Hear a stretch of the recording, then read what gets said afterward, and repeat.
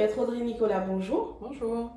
Lors d'un précédent épisode de Minutes Juridiques, nous avions abordé le monde associatif avec notamment la responsabilité de l'association et de ses dirigeants. Et suite à cela, nous avons reçu plusieurs questions sur la création de l'association à but non lucratif. Est-ce que vous pouvez nous en dire plus en quelques mots? Par exemple, quelles sont les grandes étapes de la création de l'association? Alors déjà, pour commencer, lorsqu'on parle d'association à but non lucratif, on parle essentiellement de l'association loi 1901, qui est la plus courante. Il y a d'autres types d'associations, mais on parle essentiellement de celle-là, qui est la plus fréquente. La création d'association est plutôt simple, plus simple qu'une société. Il n'y a pas de formalisme particulier. Il faut qu'il y ait minimum 2 personnes qui ont envie de s'associer autour d'un projet commun. Et donc, ils vont rédiger des statuts qui vont donc regrouper donc la liste des dirigeants, le montant de la cotisation s'il y en a une, la façon en fait, dont les décisions seront prises en assemblée, et puis l'objet social, le siège social. Donc, en fait, ils vont retracer, expliquer quel est le projet de l'association, donc quel est son objet social.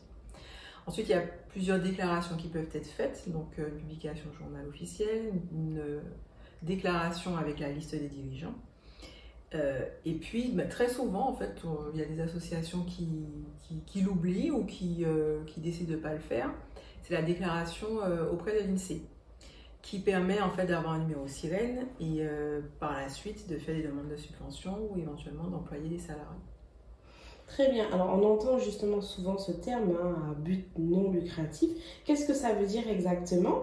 Et est-ce que ça laisse entendre qu'une association peut-elle être à but lucratif?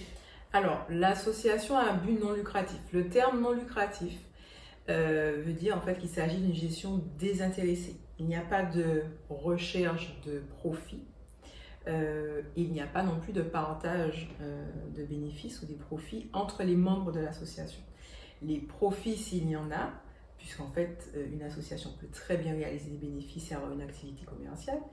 Donc s'il y a des bénéfices, ils vont devoir rester dans l'association et être réutilisés à l'intérieur de l'association pour d'autres projets par exemple.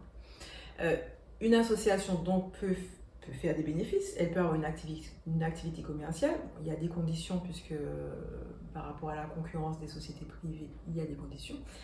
Mais il y a aussi des conséquences fiscales. Une association qui a une activité commerciale peut être par exemple assujettie à TVA, par exemple. Donc c'est tous ces aspects-là en fait qu'il faut prendre en compte pour bien gérer en fait son association.